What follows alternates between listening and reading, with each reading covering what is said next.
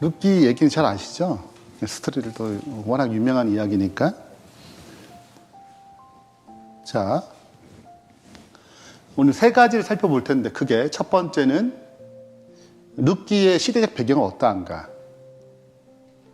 그래서 우리가 이제 어떤 성경의 어떤 책이든 가장 첫 번째 1장이 중요해요. 왜냐하면 1장에는 기본적인 배경, 시대적 상황 이걸 다 기록하기 때문에 1장이 정말 중요한데 1장의 기초로 룻기 시대에 어떤 흐름이 있었는가, 그리고 룻기를 알려면 반드시 언약적 체계를 알아야 돼요. 그래서 성경에 나타난 즉 이스라엘 백성이 하나님과 맺었던 그 언약이 어떤 것인가를 살펴보고 1장부터 4장까지 장별 내용을 스토리를 살펴본 다음에 마지막 교훈으로 마치겠습니다. 자, 룻기 1장 1절에 뭐라고 시작해요? 사사들이 치리하던 때. 아, 사사시대구나. 이 시대는 사사시대예요. 그죠? 그럼 사사시대는 어떻게 이제 나타나는가를 하나님 나라의 관점에서 창세기부터 사사기까지 전체 빠르게, 지도를 중심으로 빠르게 이제 살펴보겠습니다. 우리가 그 하나님 나라의 역사적 흐름 도표를 공부를 했어요. 우리가 다니엘서를 할 때도 그랬고. 그럼 살펴볼게요. 창조는 하나님의 나라가 시작되는 지점이에요. 그분의 나라가 시작됐는데 아담과 하와가 타락하게 되면서 이 나라를 빼앗기게 됩니다. 사탄에게 빼앗기게 되죠. 그래서 이 사탄이 이 세상 임금이 되어 갑니다. 자, 이미 사탄의 세상은 죄의 세상이기 때문에 하나님과 분리되어서 이 땅에는 사망이 도래하고, 사망의 결과가 부패죠. 죽으면 부패하니까. 죄의 부패함이 가득한 곳이 이 세상이에요. 예. 그래서 약속이 주어졌죠. 구속하기로. 구속의 약속이 주었습니다. 하나님 나라가 회복되겠다. 그 회복의 주체가 누구예요? 예수님이 이 땅에 오셔서 회복하는 거거든요. 그래서 이제 계획받기 시작하는 것입니다. 이 선포를 한 다음에. 그래서 그분이 BC 4년에 초림하셨죠. 그리고 그 나라가 실체가 이제 실현된 것입니다. 사탄은 패배했고, 이 나라 은혜 왕국, 보이지 않는 비가시적 나라가 시작되었습니다. 그러면 가시적 나라는 재림할 때 아니에요. 그죠? 재림할 때 그 나라가 도래하겠죠. 그래서 예수님께서 선포하는 것입니다. 이제 이 세상에 대한 심판이 임하였으니 이제 이 세상 임금이 쫓겨나리라. 예수께서 나와 말씀하여 이르시되 하늘과 땅의 모든 것을 내게 주셨으니. 그러니까 십자가에서 승리하신 다음에 사탄이 패배한 거죠. 자, 그리고 그분의 나라가 실제 완성된 때는 언제예요? 예수님이 재림하실 때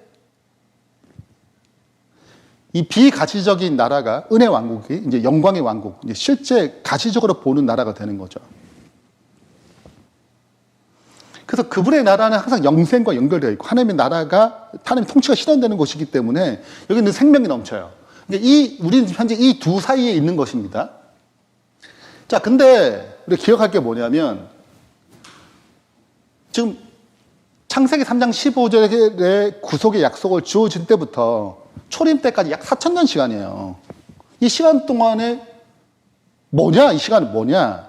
그러니까 하나님께서 이 시간을 뭐 하셔야 되냐면, 실제적으로 하나님이 나라가 실현되는, 예수님이 오시는 것을 뭐 해야 돼요? 준비해야 될 시간이죠. 이 4,000년은 준비해야 되는 것입니다. 그래서 뭘 세우냐면 모형을 세워요. 우리도 아파트 짓기 전에 먼저 뭘 해요? 모델하우스 보고 하잖아요. 그러니까 실체가 오기 전에 모델하우스를 먼저 보고 준비하도록 모형을 만드는 거예요. 그러니까 이스라엘 나라는 모형인 것입니다. 진짜 나라, 진짜 통치자, 진짜 하나님의 나라의 실현에 대한 모형이에요. 자, 이가 필요한 이유는 첫 번째, 하나님 나라가 어떤 건지 보여줘야 돼요. 그리고 두 번째는 보관해야 돼, 성경을. 누가 보관하겠어요? 이 말씀으로 하나님, 예수님 믿게 되는데 성경을 보관해야죠, 역사적으로. 그리고 세상에, 아, 하나님 나라가 이런 거구나 증거해야 되는 것입니다. 근데 하나님의 나라는 세 가지 요소가 돼야지 나라가 형성되죠. 우리가 배웠는데. 첫 번째, 주권도 들어가고 또 뭐가 있어요? 땅도 있고 국민, 그쵸? 예, 아주 훌륭해요. 네. 그래서 하나님 나라도 땅과 국민과 주권이 형성돼야 뭐가 되는 것입니까? 나라가 형성되죠. 자, 그러니까 하나님이 이 나라를 세우는 계획을 세우고 이 나라를 세우기 위해서 태동을 해야 될 거 아니에요, 나라가. 그게 창세기예요. 창세기는 이 나라에 대한 태동의 역사예요. 네, 그래서 시작은 에덴으로부터 시작하죠. 에덴 시작은 여기 에덴이에요. 대략 이 부분입니다. 여기가 이제 티그리스 강이랑 유프라데 강이 흐르는 곳이기 때문에 여기가 대충 그런 것 같다. 그리고 어디서 끝나냐면 창세기 11장이 바벨탑 사건은 끝나요. 1장부터 11장은 인류 역사 얘기거든요. 네, 12장부터 아브람, 이스라엘 역사로 들어가요. 그러니까 1장부터 11장까지는 인류 전체 역사를 보여주고 기원을 얘기합니다. 인류가 어떻게 시작됐는가? 인류가 어떻게 멸망했는가? 홍수가 어떻게 나타났는가? 이 모든 과정들을 보여줘요. 언어가 어떻게 나눠졌죠? 바벨탑 사건이잖아요. 자, 그 다음에 12장부터 갈대우르가 들어갑니다. 갈대우르에서 누가 나타나요? 아브라함이 여기 있죠. 그리고 가나안 땅으로 아브라함을 옮기는 것입니다. 왜냐하면 땅이 중요해요. 그죠? 이 땅이 복음을 증거하는 핵심적인 위치에 놓였기 때문에 이 땅이 그분이 계획한 약속의 땅이고 언약의 땅이죠. 그래서 아브라함을 일로 옮기는 것입니다. 자, 그래서 아브라함이 이제 자식을 낳죠. 이삭, 야곱이 12아들 만들면서 이제 가문이 생긴 것입니다. 한 이스라엘 나라에 12가문이 생긴 거죠. 그 70명이 됐어요. 여기 있으면 안 되잖아요. 어디로 옮겨요? 그래서 애굽으로 옮기는 것입니다. 이까지가 창세기 이야기예요. 요셉을 먼저 보내시고 여기서 이스라엘 백성이 형성될 수 있도록, 국민이 형성될 수 있도록 환경을 마련하는 것이 창세기 끝이에요. 네. 자, 그래서 이 하나님의 나라의 태동기가 창세기에 설명되어 있는 것입니다. 약속을 따라서. 이제는 국민이 형성됐어요. 애굽에 있다 보니까 400년 만에 70명이 200만 명이 되고, 그리고 이스라엘이 노예가 되죠. 근데 모세를 통해서 출애굽을 준비하는 것입니다. 자, 그래서 어디로 옮겨요? 이제 시내산으로 옮겨요. 왜냐하면 시내산이 왜 중요한가? 뭘 받아요, 여기? 주권. 네, 국민이 형성됐고 이제 주권을 받는 거예요. 하나님의 통치를 받는 거죠. 하나님 나라가 되는 거잖아요. 그것이 출애굽기 19장의 선언이거든요. 이 율법을, 이 언약을 지키면 내 백성, 내 자녀, 제사장 나라가 되겠다 약속하셨거든요. 자, 그러니까 이제 언약이 체결되는 것입니다. 이 과정 가운데. 자, 이것이 이제 출애굽과 광야 시대예요. 그리고 다시 어디로 가야 돼요? 다시 주권을 가진 이체로 이제 가나안 땅에 가야 되잖아요. 그리고 이 주권, 이 율법에 따라서 뭐 하는 것이면 통치가 일어나야 돼요. 그러니까 가나안 정복과 정착에는 반드시 뭘 했냐? 이 율법에 따라 살아야 돼요. 율법의 통치를 받아야 된단 말이죠. 그러니까 여호수아는 정복을 했고 사사 시대는 처음으로 정착의 시대거든요. 그다음 왕권 시대 넘어가잖아요. 근데 정착의 시대 때 해야 될 일이 율법을 어떻게 실현하는 일이에요. 통치가 실현되도록, 하나님 통치가 실현되도록. 왜? 하나님 나라니까. 자, 근데 이 사사 시대를 뭐라고 얘기하면 이렇게 얘기하는 거예요.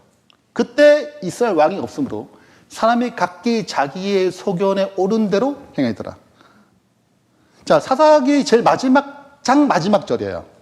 어떤 사사 시대를 평가하는 딱 한 줄이 뭐예요? 자기의 소견에 옳은 대로 행했어요. 하나님의 말씀에 따라 행했다 하지 않고 자기 생각대로 행했던 시대가 무슨 시대예요? 사사 시대예요. 다른 말로 언약에 불순종하는 거예요. 자기 생각에 맞으면 언약에 순종하고 자기 생각에 안 맞으면 언약에 순종하지 않아요. 자기 멋대로 하는 거라.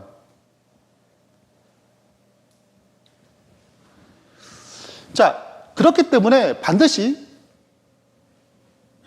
언약이 불순종할 때 어떤 일이 있어야 되는지를 이해해야지 룻기를 시작할 수 있어요. 그래서 언약 관계를 이해해야 되는 것입니다. 자, 1절에 보시면 사사들이 치리하는 때, 이때구나. 재판관이에요, 사사들은. 치리하는 때에 그 땅에 뭘 들었어요? 흉년이 들었어요. 사사시대는 왕이 없는 지방자치제 같은 거예요. 왕이 없는데 지방자치제예요. 연합해요. 연합. 네.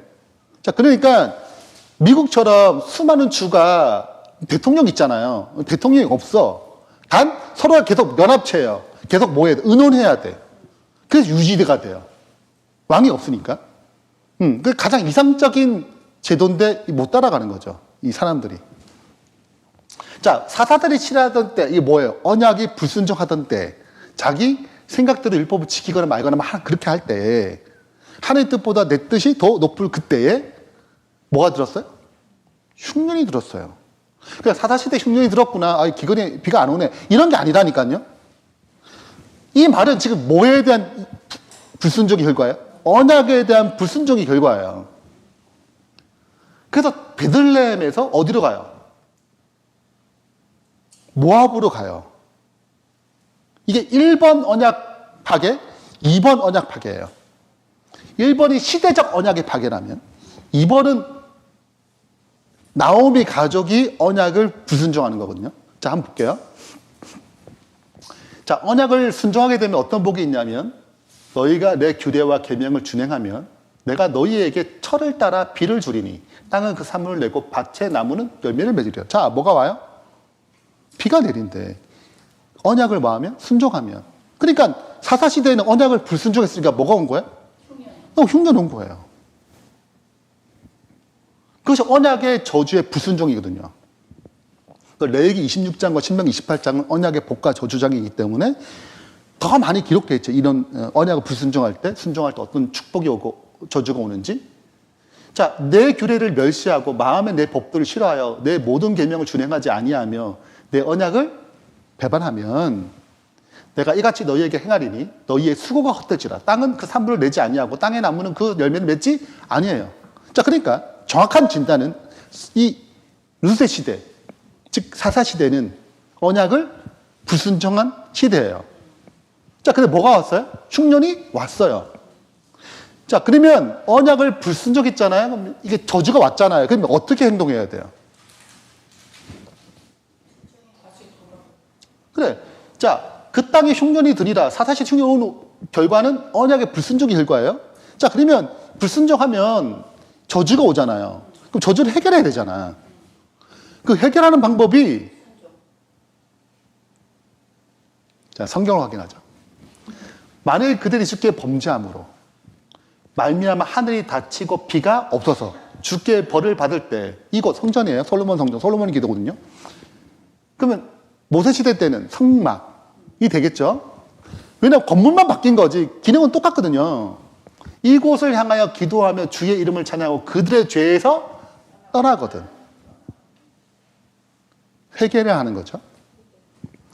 주는 하늘 들으사 주의 종들과 주의 백성 이스라엘의 죄를 사하시고 그들이 마땅히 행할 선한 길을 가르쳐 주시오며 주의 백성에게 기업으로 주신 주의 땅의 비를 내리시옵소서. 그러니까 죄를 떠나는 회개의 기도가 언약을 회복하는 방법이에요. 어디를 보고? 성전을 보고. 네. 왜냐하면 성전은 뭐 하는 곳이에요? 죄를 지을 때 그곳에 가서 죄를 회개하고 다시 하나님과 관계를 회복하는 곳이잖아요. 그러니까 그곳을 향해서 그 개념을 가지고 다시 하나님께 돌아오라는 거죠. 그러면 다시 언약이 회복되고 언약의 복이 주어지는 것입니다. 자, 그러면 언약 저주가 오면 어떻게 행동해야 돼요? 나오미 가족이 회개해야지. 그리고 기다려야지. 다시 복이 언약의 복이 올 때까지 순종하면서 인내하는 시간이 필요하거든요. 그렇지. 회개 대신 모압 땅으로 가는 거예요. 우리가 자주 하는 일들이에요. 이 언약의 땅은 약속의 땅이에요. 내가 내 언약을 나와 너 및 내 대대 후손에게 세워서 영원한 언약을 삼고 너와 내 후손의 하나님이 되리라. 내가 너와 내 자손에게 내가 우구한 이 땅 곧 가나안 온 땅을 주어 영원한 소유가 되게 하고 나는 그들의 하나님 되리라. 이게 언약의 장소거든요. 영원한 소유예요. 이스라엘 백성이 다 각기 조상 지파의 기업을 지켜야 돼. 근데 힘드네? 아우, 야. 근데 저쪽 동네, 옆 동네는 괜찮대. 그런 거죠. 소식이 들릴 거 아니에요. 왜 우리만 내리는 거야? 가자. 한 거예요. 회개하며 하나님을 약속을 믿고 기다리기보다 자신의 생각에 옳은 대로 행하던 사사시대예요. 그것이 전형적으로 반영된 거예요. 누구한테? 나오미한 가족에게. 신앙을 버린 게 아니에요. 네? 사사시대적 신앙을 갖고 있었지. 자기의 속에는 옳은 대로 행하는 신앙을 가졌어요. 그러니까 자기 방법대로 처리하는 거예요. 말씀으로 돌아가는 게 아니라 자기 방법대로 처리하는 것입니다. 자, 그래서 언약적 불순종을 또 선택해요. 시대가 그런 시대고, 그래서 시대적 저주가 왔는데, 누구의 가족도, 나오미의 가족도 갔어요. 그럼 나오미의 가족 맞겠어요? 많이 흔들리는 사람 있을 거 아니에요. 대표적인 사람이지. 언약의 약속을 저버리고 가는 것입니다. 자, 그래서 베들레헴 위치가 이제 예루살렘 밑에 있거든요. 예루살렘 밑에 있어요. 베들레헴 여기예요. 베들레헴 잘 알죠? 여기는 유명하잖아요. 근데 예수님이 태어난 곳이고, 나오미 동네고 다윗의 동네야. 다윗이 태어났거든요. 네. 그리고 예수님이 탄생한 거예요. 요 라인. 네. 네. 보아스의 동네이기도 하고. 자, 근데 이 베들레헴에서 이 옆 동네 어디로 가는 거예요? 모압 땅으로 가는 거죠. 네. 그래서 여기 갔다가 다시 돌아오는 이야기. 이게 지금 눕기 이야기다. 네. 얘기 그렇게 복잡하지 않아요. 그죠? 네. 근데 왜 갔어요? 자기 생각대로 얼마나 합리적이야. 문제 생겼네? 야, 여기 있으면 망하겠어. 옆 동네 가야지. 괜찮잖아. 가는 거예요. 언약의 불순종. 이런 불순종은 언약을 자꾸 망각하게 만들어요. 언약되지 못하게 만들어요. 이게 잊어버려요. 불순종은 계속 언약을 상실하게 만들거든요. 네. 그게 더 이상 나한테 의미가 없게 만들어요. 알아도 의미가 없어요. 예수라는 이름을 모르는 사람 어디 있어요? 다 알지. 근데 의미가 없잖아요. 똑같이 불순종하게 되면 의미가 없어요. 그래서 굉장히 좋은 선택을 생각한 거예요. 어디 가는 게. 그리고 다시 뭐가 해결되면, 흉년이 해결되면 다시 돌아오면 되잖아. 얼마나 합리적이고, 얼마나 똑똑한 생각이에요. 누가 들어봐도, 그게 맞지. 그러니까 언약적 사고를 갖고 있지 않으면 다 휩쓸려요. 이 상황과 형편에. 뭘 해야 될지 몰라요. 그것이 너무나 옳게 보이거든요. 이게 너무나 상식적이잖아요. 언약을 벗어나면 이 세상적 사고를 해요. 합리적이고 너무 좋아. 누가 반대하겠어, 이거를. 재산 팔고 부유하게 떠났어요. 부자야. 땅까지 팔았으니까 얼마나 더 돈이 많았겠어요. 그래서 딱 모압에 집 하나 딱 얻고 잘 살아보자 했을 거 아니에요.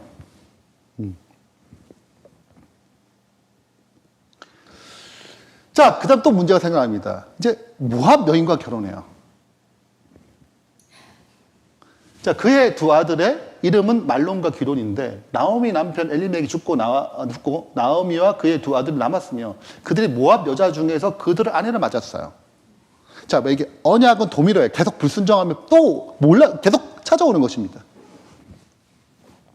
하나 이름은 오르발, 하나 이름은 누시더라. 그들이 거기서 거주한 지 10년쯤 말론과 기론 두 사람이 다 죽고 그 여인은 두 아들과 남편의 뒤에 남았더라. 이렇게 생각할 수 있어요. 언약을 잘 모르면 그냥 이렇게 그 사람 죽었다 이렇게 생각할 수 있지. 근데 지금 이게 무슨 언약의 저주가 계속 임하는 거거든요. 자, 이방인의 결혼을 금지하는 이유가 있어요. 첫 번째, 신앙의 순결성이에요. 신명기 7장 3절 4절에 또 그들과 혼인하지 말지니 내 딸들을 그들의 아들에게 주지 말 것이며 그들의 딸도 내 며느리를 삼지 말 것은 그가 내 아들을 꿰어 그가 나를 떠나게 하여 다른 신들을 섬기게 함으로 여호와께서 너희에게 진노하사 갑자기 너희를 멸하실 것입니다. 자, 뭐 하지 말라고? 다른 신을 섬기게, 하나님을 믿지 못하게 만들 위험성을 갖고 있어요. 그래서 성공한 케이스가 많지 않아. 많지 않아요. 그래서 첫 번째, 신앙의 순결성을 유지하려면 반드시 같은 신앙 안에서 결혼해야 돼요. 두 번째는 하나님의 뜻을 이루는 가정을 위해서는 꼭 신앙이요 결혼해야 되는 거예요. 솔로몬의 실패예요. 자, 옛적의 이스라엘 왕 솔로몬이 이 일로 죄를 짓지 아니하느냐. 느헤미야가 다시 얘기하는 거죠. 이 죄가 다시 반복돼서. 그는 많은 나라 중에서 비길 왕이 없이 그의 하나님께 사랑을 받은 자요. 하나님이 그를 왕으로 삼아 온 이스라엘 다 올며 복 받았어. 자, 근데 이방 여인을 그를 여러분 결혼할 때 이방 여인과 결혼했어요. 근데 결혼할 때 이렇게 했지. 너 하나님 믿어야 돼. 왜냐하면 그 나라에 종속되거든요. 신과 연결됐기 때문에. 그러면 그래 뭐 네. 회심한 마음, 무슨 회심한 마음으로 들어왔잖아요. 아니에요. 여전히 가지고. 근데 지금 상황이 어떻게? 워낙 이스라엘이 잘 나가니까 이게 여러 가지 생각하면 이거 굴복해야 되는 거예요. 하나님이 좋아서가 아니고 잠깐 굴복한 거죠. 그래서 이방 여인과 결혼했어요. 이런 식으로. 네. 처음에 문제가 없었죠. 왕성하니까. 근데 결국은 어떻게? 솔로몬이 이스라엘 나라에 우상 숭배를 가져온 왕이 됐어요. 사울 왕도 하지 않은 그 일을 한 거예요. 자, 그래서 이제 고린도 후서에도 얘기하는 것입니다. 너희는 믿지 않은 자와 멍에를 함께 매지 말라. 의와 불법이 어찌 함께하며 빛과 어둠이 어찌 사귀며. 그래서 마지막에 이 하나님의 거룩한 뜻을 이행하는 가정이 되려면, 왜냐하면 문화도 생각도 다 달라요. 어떻게 같이 하겠어? 물론 이미 결혼하면 어쩔 수 없어요. 살아야지. 전도하면서. 근데 그 기간이 굉장히 고뇌의 기간이거든요. 그래서 기본적으로 이방인과 결혼하는 것이 어떤 문제가 있는지를, 그러니까 결혼한다, 다 무슨 생각이, 다 무너진 거예요. 내가 그런 생각을 품었다, 무너졌어, 이미. 무너졌어요. 그러니까 생각을 하는 거거든요. 이것이 이스라엘 나라의 형편인데, 우리랑 비슷해요. 네, 실은 진짜 엄청 비슷한 거예요. 나도 우리 자녀들이 결혼을 어떻게 장담해? 모르는 거예요. 몰라, 진짜. 네. 그렇기 때문에 아직 결혼을 잘해야 한다, 진짜. 네, 기도하면 정말 잘해야 한다. 자, 그래서 이방 여인과 결혼함으로 언약적 불순종이 계속 연속 도미노로 계속 일어납니다. 네. 그러니까 나오미가 신앙에 형편없는 거예요. 네. 근데 이제 고난이 이제 깨닫게 하는 거지. 고난이 깨닫게 하는 거예요. 다시 신앙하기로. 제대로 신앙하기로 결심한 거죠. 자, 불순종을 이제 구속을 위한 섭리로 변화시키는 하나님인 거예요. 그게 장문해죠. 네. 이 마태복음 1장 1절부터 16절의 그 족보인데, 살몬은 라합에서 보아스를 낳고, 보아스는 루색에서 오벳을 낳고, 오벳은 이세를 낳고, 이셋은 다윗 왕을 낳았으니, 누굴 낳았어? 마침내 예수님을 낳게 된 거야. 예수님의 족보 올라간 거죠. 엄청난 일이 일어난 거예요. 네. 근데 이렇게 생각하면 안 돼. 아, 어차피 뭐 역사할 거니까. 그러면 안 돼요. 네.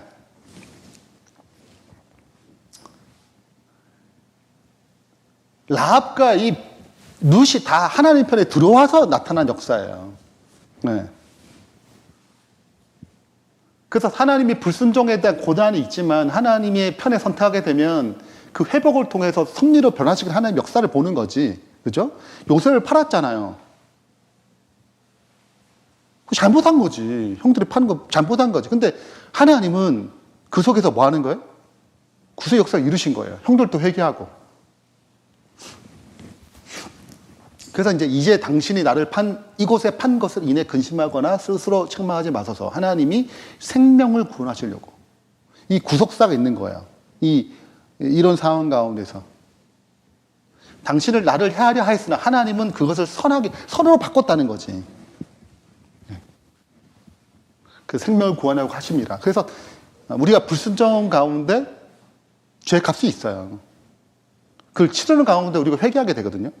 그 동시에 하나 중요한 교훈이 있습니다. 그게 뭐냐면, 아, 놀라운 섭리가 있겠구나. 이걸 통해서 하나님께서도 구원을 쓰시겠구나. 나의 실패와 넘어짐을 통해서 다른 사람을 세우고자 하는 계획이 있겠구나. 우리가 이제 배우게 되는 거죠. 또 이해해야 될 것이 가난한 자를 위한 율법인데, 룻기를 보면 가난한 자는 율법이 있어요. 이삭을 줬거든. 떨어뜨려 주면 안 돼. 이삭 떨어진 거 주면 안 돼요. 가난한 자들에게 뭐 하기 위해서, 먹이기 위해서 하나님께서 마련한 장치란 말이죠. 그 이삭 주기법이 있는 거예요. 가난한 자를 위해서 이삭을 남겨두지 말아요.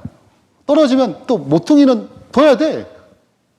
그걸 막 끝까지 아까워. 이러면 안 돼. 안 돼.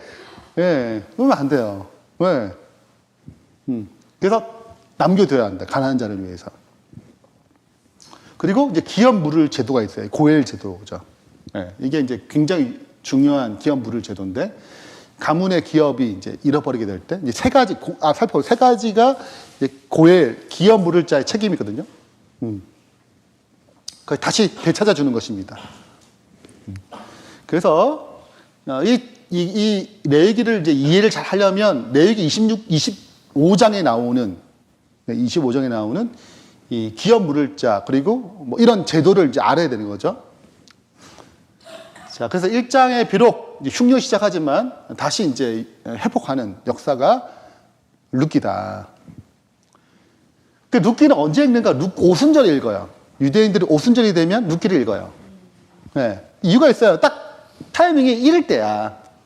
나오미가 모압 지방에서 그의 며느리 모압 여인 룻과 함께 돌아왔는데, 그들이 보리 추수할 시작할 때, 이때가 1월 16일 초실절이에요.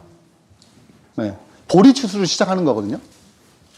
보리 추수가 끝나고 밀 추수가 시작될 때가 뭐냐면 오순절이에요. 그러니까 자, 보리 추수할 때 베들레헴에 들어왔어요. 네, 베들레헴이 떡집인데 떡이 없었죠. 범죄함으로. 다시 회복해서. 다시 추수했다는 말은 무슨 뜻이에요? 언약이 회복되어 간다라고 보여주는 거죠. 이에 룻이 보아스의 소년들에게 가까이 있어 보리 추수와 밀 추수는 3월 5일, 오순절이에요. 3월 16일부터 50일이 세워서 3월 5일이에요. 네. 마치기까지 이삭을 주우며 그의 시어머니 함께 거주하네요. 여기서 계속 쭉 있었던 거죠. 그리고 이제 이삭 오순절 때쯤 누구랑 결혼해요? 보아스랑 이제 결혼하면서 이제 해피엔딩으로 끝나는 거죠. 스토리가. 그래서 딱 이때 있는 것입니다. 오순절에. 근데 우리가 오순절 하면 이 말이 그냥 된 게 아니죠. 우리 오순절도 굉장히 많은 걸 이해하게 되는데, 오순절 기본적으로 자비와 환대의 정신을 표현합니다. 떨어뜨리잖아. 그래서 가난한 자들이 뭐 할 수 있도록? 먹을 수 있도록 하는 것입니다. 기본적으로 이 정신을 갖고 있어요. 예. 그래서 이제 인자, 자비를 보여주거든요. 중요한 가치예요. 오순절에. 정신이. 근데 여러분 생각해 보세요. 오순절 초대교회를 생각해 보세요. 예. 예수 믿게 되면 출교 당하니까 사회 공동체의 보호에서 벗어난단 말이죠. 가난한 자들은 더 이상 혜택을 받지 못해요. 왜? 공동체에서 버림받았으니까. 예수 믿는다고. 그래서 예수 믿는 돈 많은 사람들이 자기 땅과 뭔가 또 팔아가지고 그들 먹이는 것입니다. 무슨 정신에? 오순절의 정신이 나타나죠. 교회 안에서. 그리고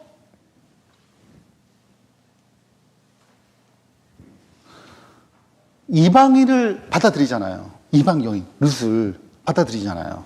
네, 검증이 됐어. 여러분, 이게 룻이 나오미를 선택하는 진짜 바보 같은 짓이에요. 아무것도 없거든. 이게 정상적으로 모압 땅에 남아야 돼요. 오르바처럼. 아무것도 없어요. 빈털터리. 왜 와? 합리적으로 생각하면 가야 돼, 말아야 돼요. 나오미를 떠나야죠. 그죠? 아니, 이게 오르바가 똑똑한 거예요. 무슨 바보같이. 아무것도 없던 여인을 따라간다는 거 바보 같은 거예요. 그러니까 진짜 아무것도 없을 때 따른다는 거는 다른 마음인 거지. 돈이나 이런 것이 아무것도 없잖아요. 다 팔았거든. 대다 다 날랐거든. 이제 거지야. 주워 먹어야 돼요. 땅도 뭐 없어. 아무것도 안 되는 상태거든요. 그 가운데서 이 룻이 나오미를 선택했다는 거는 굉장히 의미가 있는 거예요. 자, 그래서 이방인을 받아들입니다. 여러분, 그래서 오순절에 제사 드릴 때는 빵을 2개 드려요. 2개를 드려요. 네. 오순절의 중요한 역사가 뭐냐면, 우리 말씀 묵상하잖아요. 사도행전 10장. 뭘 깨트려요? 유대인과 이방인의 장벽을 깨트려요. 덩어리가 2개가 되는 거지. 그래서 그리스도 안에서 한 공동체로 성장하는 것입니다. 이방인은 장벽이 엄청나거든요. 같이 밥도 안 먹어냈으니까. 근데 고넬료 재워주고 같이 먹고. 왜? 유대인 그리스도 열받아가지고 너 이방인 같이 밥 먹었다면서. 그게 11장이에요. 내일 내용이거든요. 그래서 베드로가 다 설명해줘요. 그래서 이제 장벽이 무너지거든요. 그래서 이게 딱 이루어지는 것입니다. 네.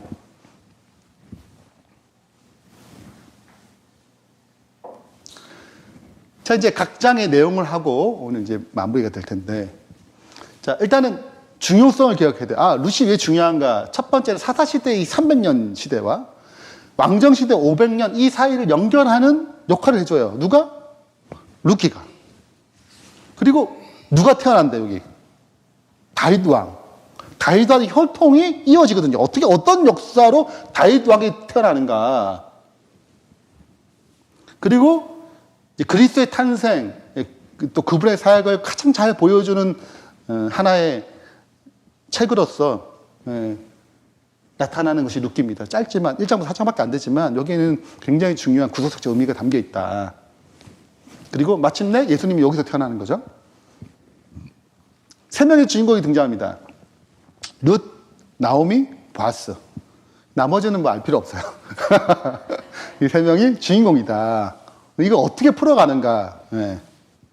자, 이제 1장부터 보겠습니다. 1장은 이제 지도에 보면 베들레헴에 갔다가 흉년에 와가지고 모압을 가죠.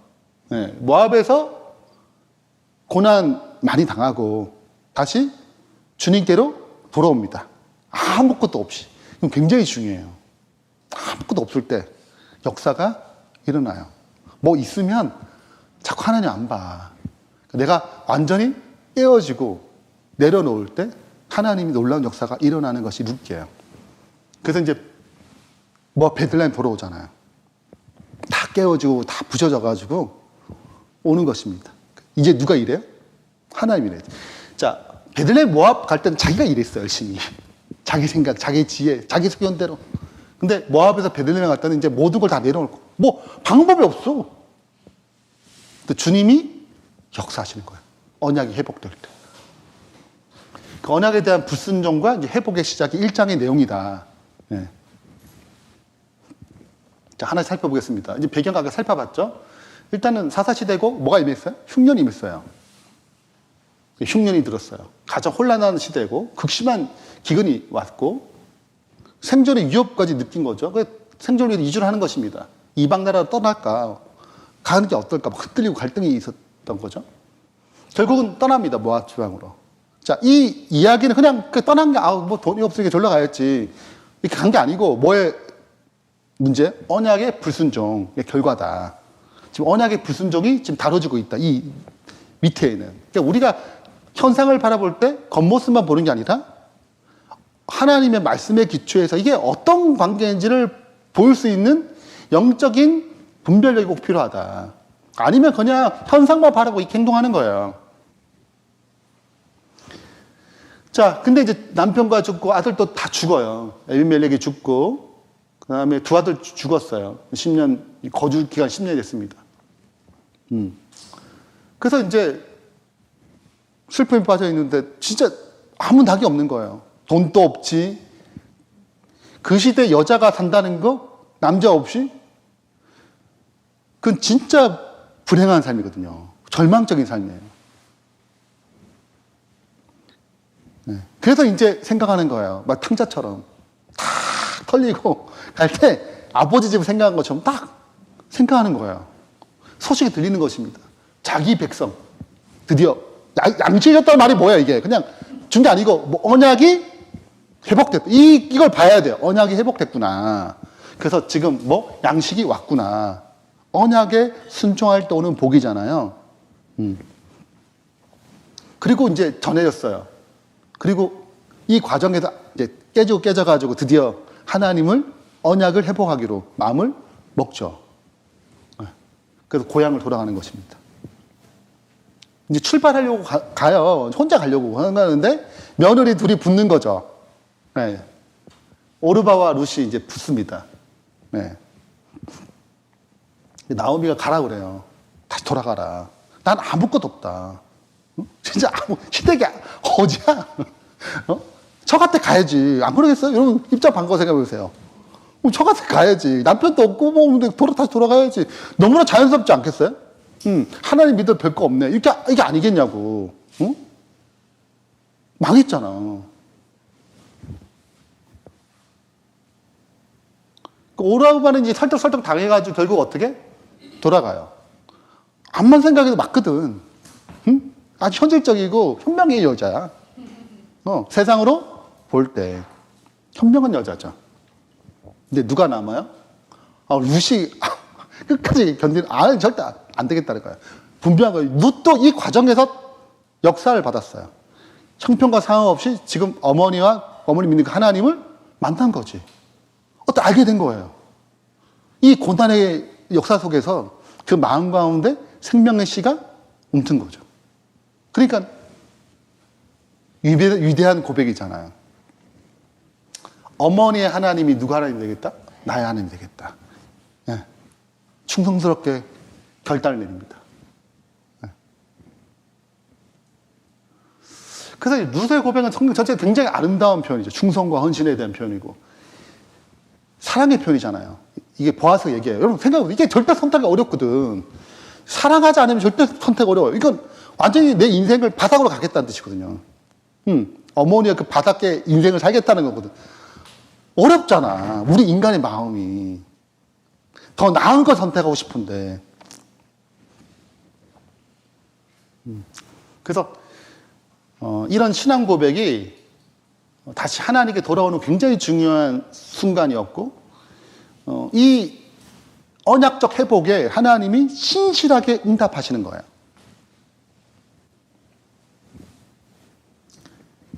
자, 이제 베들레헴 도착했는데 거지예요. 빈손. 아무것도 없죠.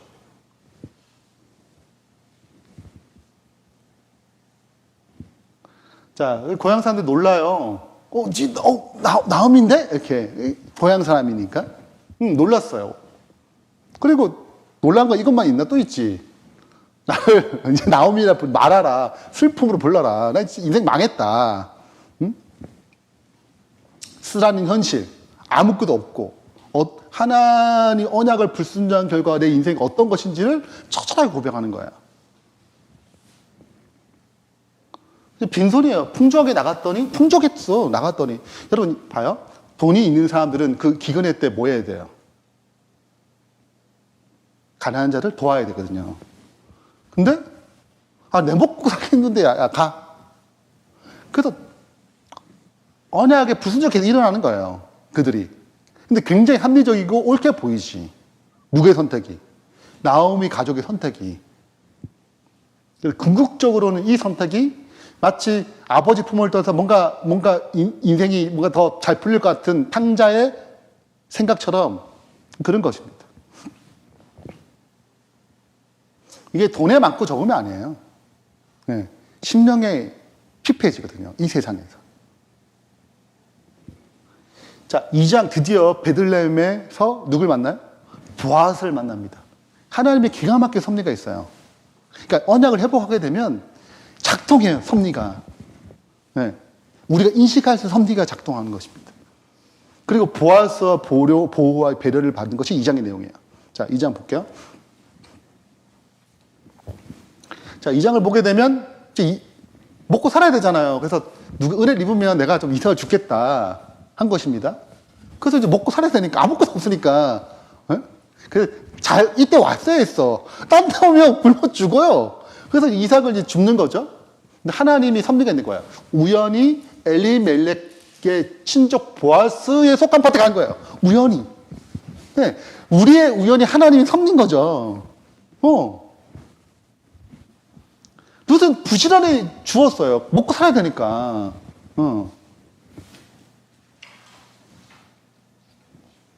그때 보아스가 등장합니다. 봐요. 마침. 자, 마침. 아니, 그게 안 그래도 되잖아요. 마침. 딱 주우러 오는 그때 마침 만난 거예요. 베들레헴에서부터 와서 이제 밖에 베들레헴 섬이니까 밖에 농사하잖아요. 그때 온 거예요. 함께 인사도 하고 룻을 본 거예요. 그 사정을 듣고. 그리고 친절한 배려를 하는데 보통 친절한 배려가 아니에요. 네. 자, 그 친절한 배려를 보면 내가 여기 다른 밭에 가지 말고 여기 있어. 남자들한테는 건들지 마. 이렇게 딱 하고 안전도 보장하고. 그리고 막 뽑아버려. 뽑아버려. 막 털어! 야, 털어! 예. 또 다발 사이에서 일부러 뽑아 그게 줄게 한 거예요. 엄청난 보호와 배려가 나타나는 거죠. 양식 없는 자에게 양식이 생기시 하는 것입니다. 그 적극적인 보호를 받았어요. 네. 그리고 보아스가 보통 가난한 자에 베푸는 그 이상의 배려를 이 여인에게 하는 것입니다. 나오미가 너무 가서 왜냐하면 얘가 한 에바를 가져왔거든요. 한 에바. 한 에바 22리터예요. 22리터면 우리 물병 그 2리터짜리거든요. 그게 10개야. 11개. 자, 생각해서 11개면 그냥 더 이상 안 가도 돼. 더 이상 안 가. 먹고 남아. 내가, 야, 그날 이걸 준 거예요. 이게 준다고 되겠냐고요. 막 튼 거지. 그러니까 막 이렇게 쓸어 담은 거 아니에요, 이게. 응? 그러니까 나오면 이거 보고 안 놀라겠냐고요. 기껏해 뭐 요만큼 가져가지고 좀 그날 때울 거 생각했는데, 이거 22대 들고 오는 여인도 대단해요. 22대 들고 와야 되잖아. 얼마나 무거워요.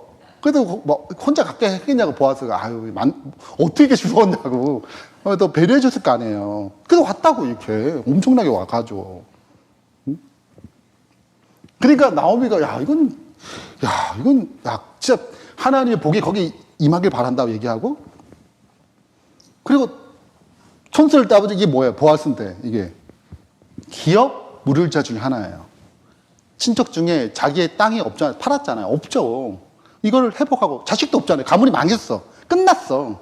가문도 망했지 땅도 없지 다 망했어요. 근데 해줄 수 있어.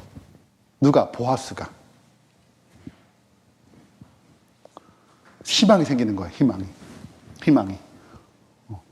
하나님께서 뭐 하시는 거지? 역사하는 거예요. 역사. 희망 없는 자에게 언약이 회복되니까 섭리하시는 거예요. 그리고 희망이 갖도록 무엇인가 뭔가 있다라고 생각이 들 만큼 그런 깨달음을 어떻게 알게 하시는 거죠.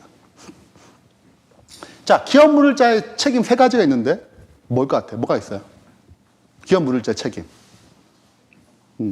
자, 기업 물을 자 내가 했어. 그러면은 완전 손해예요. 손해가 이만저만이 아니거든요. 네. 그렇죠.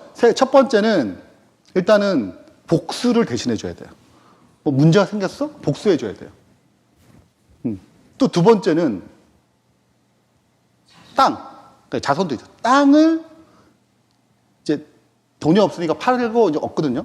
그럼 이 땅이 이건 절대 소유가 거를 안 넘어가요. 다시 돌려가거든요. 우리 이 땅을 다시 어떻게 돌려줄 수 있어야 돼요. 근데 내가 돈 주고 이 땅을 사서 저 사람 거로 주는 거예요. 내 땅이 아닌 거라. 저 1억짜리 땅이야. 1억짜리 돈 줘. 그럼 내 땅이 돼야 되잖아. 저 사람 땅이 되는 거예요. 그리고 자식이 없네? 그러면 자식을 낳아줘. 네 자식이 아니야. 가문이 저쪽이에요, 저쪽. 내가 이씨 가문이면 저쪽 현치 가문 이렇게 되는 거예요. 내가 낳았는데 내 자식의 가문이 아니에요. 저쪽 라인의 가문인 거예요. 왜? 그러니까 생각해봐도 암만 생각해도 뭐예요? 완전 손해지. 완전 손해인 거예요. 그 누가 하겠냐고 이거를. 진짜 뭐가 아니면 주님의 마음 아니면 못해요. 웬만한 재력과 웬만한 능력이 없으면 안 되는 거예요. 그러니까 능력이 있어야 돼. 진짜 기업 무료자 되려면 진짜 능력이 많아야 돼요. 해줘도 괜찮아. 자식 낳아줘도 괜찮아. 이런 능력이 굉장히 많은 사람만이 뭐 할 수 있어요? 이 책임을 질 수 있다. 가난한 자는 절대 못한다. 못해요. 이게 유력한 자. 부자예요. 이 사람이 뭐 할 수 있어요? 할 수 있는 거죠. 그래서 세 가지다. 부당한 피해를 복수해주고 땅을 되찾아주며 그다음에 자식을 대신 낳아줘 가문이 이어지도록 해주는 것이에요. 이것이 예수님에 대한 표상이죠. 예수님은 기업 물을 자예요. 친정만 되거든요. 그분이 인간이 되셨어요. 같은 동족이 된 거죠. 그리고 사탄에게 부당하게 당한 이 피해를 다시 원수를 갚으시고 머리를 밟겠다 하셨잖아요. 그리고 땅, 하나님의 기업, 빼앗긴 이 나라를 어떻게 다시 되찾아오시고 자기의 죽으심으로 죄의 빛을 갚으시고. 그래서 원래 헬라의 원어는 우리가 죄 지은 자를 용서해 준 같이 우리 죄를 사하여 주십시오. 이 말이 죄가 아니고 빚이에요, 빚. 빚을 탕감해 준 것처럼 탕감해 달라고. 그리고 자식을 대신 낳아줘. 우리가 죄로 가문이 끊겼어요. 다 죽었잖아요. 가문이 끊겼어. 어디 없어. 이 죄를 다시 하나님의 자녀로 회복시킨 분이 누구세요? 예수님이죠. 그래서 이 세 가지가 예수님 통해서 이루어졌다. 인간에 대해서 친족이 되셨고 사탄에 복수하시고 죄에서 자유케 해서 천국에 기업 얻게 하시고 죄로 죄를 상실했는데 하나님의 자녀가 되게 하셔서 이 고엘제도, 이 기업 물을 자의 실체가 되어주셨다 하는 것입니다. 자, 이제 3장 들어가요. 3장. 약속을 해요. 자, 첫 번째는 딱 보니까 나오미가 생각한 거예요. 계획이 생겼어.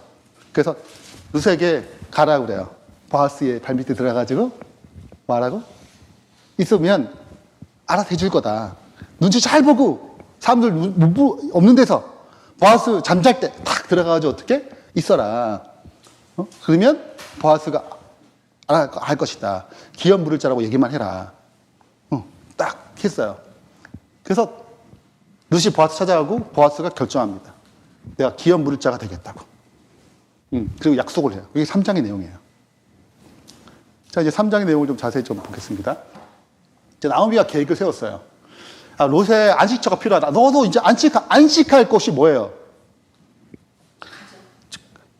얼마나 불안해요. 없잖아, 혼자잖아. 가부의 인생이 가장 불행하거든요. 그 시대는. 그러니까 아무것도 없지. 가난하지, 가부지, 뭐 있어야지. 남성 중심주의 사회에서. 그러니까 안식할 곳은 뭘 찾아주겠다는 거예요? 가정. 남자가 든든한 보호막이 되거든요. 해줘야겠다, 너를 위해서. 그래서 누굴 소개해요? 보아스. 기업 물을 짜고 해주겠다. 보아스는 다 돼. 그냥 남자가 아니야. 가문을 회복시켜줄 사람이에요. 그러니까 그냥 아무 남자를 해줄 수 있어. 그렇죠? 그리고 뭐 롯이 꼭 해야 돼? 그냥 하면 되지. 근데 어떤 여자를 찾은 거예요? 어떤 남자를 찾은 거예요? 기업 물을 수 있는 사람 찾은 것입니다. 구체적으로 지시되죠. 이렇게 해라. 이렇게 하면 될 거다. 그가 오늘 밤에 타장마당에 보리 까부르라. 그의 발밑에 들어 이불을 들고 거기에 누우라. 그 구체적 제시를 해줘요. 그리고 이제 행하는 거죠. 근데 여러분 이런 계획이 생겼잖아요. 지혜가. 그냥 원래 나오미가 머리가 좋아서 뭐가 있는 거예요? 하나님의 지혜가 있는 거예요. 우리가 하나님께 돌아오게 되면 그분의 인도한 지혜가 있어요. 그럼 그 누가 책임지셔? 이게 굉장히 중요해요. 우리가 내 지혜를 써도 실패해요. 응? 그게 마음대로 되냐고, 그게. 응. 근데 하나님께 언약이 회복되면, 그 언약 회복 굉장히 중요해요. 하나님이 회복되면 하나님이 지혜를 주세요. 왜냐하면 그분이 이룰 거예요. 뭐 우리가 이루냐? 그분이 이루시지. 그러면 그분이 지혜를 주시고 섬기하셔서 그걸 이루도록 도와주시는 것입니다. 이것이 나오미의 계획이에요. 하자. 그 지혜가 생겼고 하나님의 지혜죠. 지혜의 영이 임했어요. 그래서 다 방법을 알려주고 그게 한다고 해도 되겠어요? 누가 이루셔야지? 하나님이시죠. 인간의 지혜에 하나님이 하시는 일이 없어요. 그분의 지혜에 그분이 섭리하시지. 그게 그분의 지혜인 거죠. 자, 이제 타작마당에서 드디어 이제 보아스를 모욕 제기하고 다 해가지고 딱 중요한 순간 옷자락에 덮어달라고 들켰죠. 덮어달라고 얘기한 거. 이게 무슨 말이에요? 당신과 결혼하겠습니다. 말이에요. 이 보호 안에 들어가겠다는 뜻이거든요. 내가 당신의 보호 안에 들어가겠습니다. 나랑 결혼해 주세요. 라는 수줍은 고백인 거예요. 그렇죠. 그럴 수 있죠. 네, 쉬운 게 아니죠. 나는 한번 갔다 왔고, 또 이방 여인이고, 아무것도 없고, 나랑 결혼하면 손에만 잔뜩. 여러분, 이거 보통이 아니에요. 생각해보세요. 이거는, 이런 남자가 있을까? 야, 할 만큼. 보아스는 그럼 결혼 한 번도 안 하는 이제 학자들의 의견이 있는데, 그런 의견이 좀 주류를 이뤄요. 네? 둘째나 셋째 뿐인 정도. 뭐 그렇게 선이 있는데 기본적으로 뭐 결혼 안 했다라는 뭐 것도 있죠. 딱 검증할 수 있는 건 아니에요. 예. 네. 근데 여하튼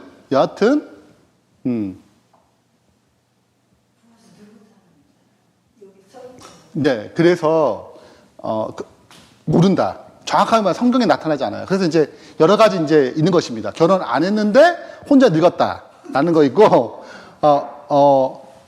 메인이 있고 여기 있는데 또 결혼 왜냐면 이건 대신 해줘야 되잖아요. 가문을 찍어줘야 그런 것도 있어요.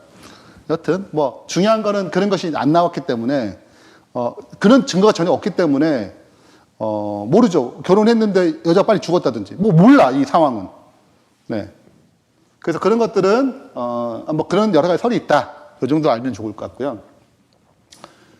자 그리고 굉장히 유명한 고백을 하는데 이제 밤새 기다리죠. 그리고 이제 마침내 답변을 듣게 되죠. 자, 이제 보아스 약속을 하는데, 자, 첫 번째 룻을 칭찬합니다. 이게 굉장히 의미심장한 말인데, 내가 베푼 인애가 처음보다 나중에 더하더라. 이게 무슨 말이에요? 내가 베푼 인애, 사랑이 처음보다 나중에 더하더라. 처음은 언제고, 나중은 뭐예요? 그렇죠. 처음에 사랑을 베푼 것이 첫 헌신이 나오미를 선택한 거예요.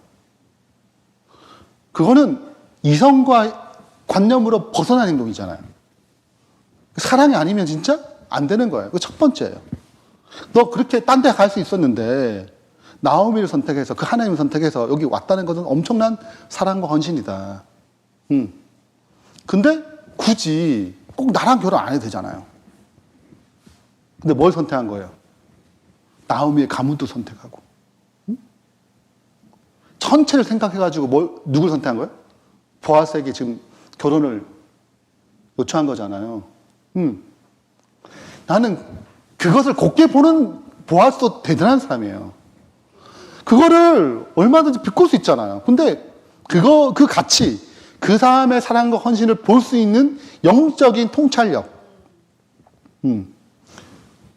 그걸 가진 사람이지. 그러니까 아무한테 통하는 게 아니에요. 왜냐하면 기업 물을 자가 앞부분이 있고 거절하거든요. 100% 손해니까 선택 안 하지.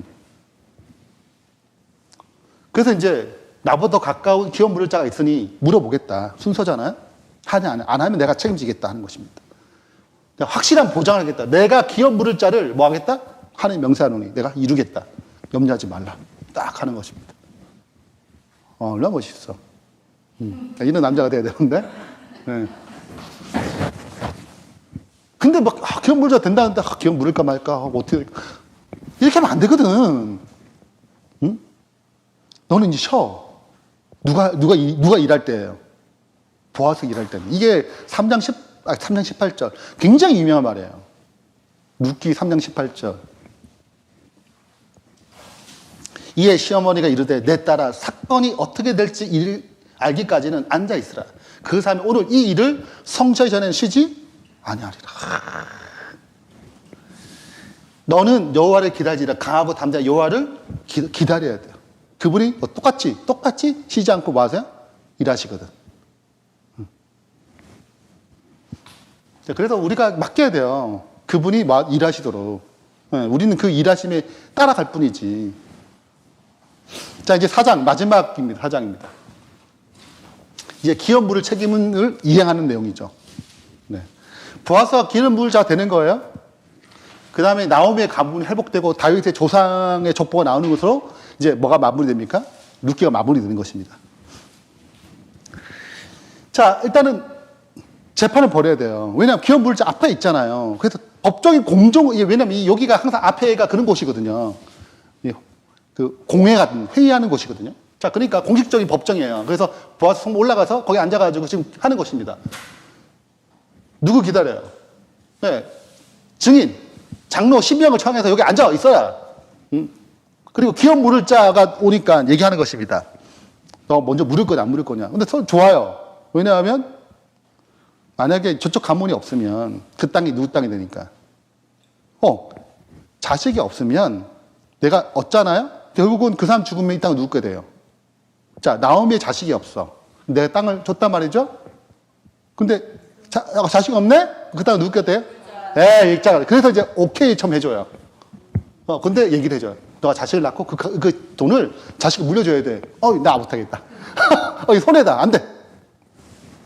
율법이 할 수 있는 기능이 여기밖에 안 돼요. 율법의 기능. 말은 맞아. 딱 그까지만. 구속을 못 해요. 율법의 기능이 한계입니다. 사랑을 말하지만 사랑하게 만들 수는 없어요. 자, 조건을 제시합니다. 그래서 내가 나오미의 손에서 밭을 사는 날에 곧 죽은 자 아내 모압 여인 누덱에서 사서 이제 결혼 조건이 되는 거죠. 땅만 사는 게 아니라 결혼해가지고 뭐해? 자식을 낳아줘야 돼. 네.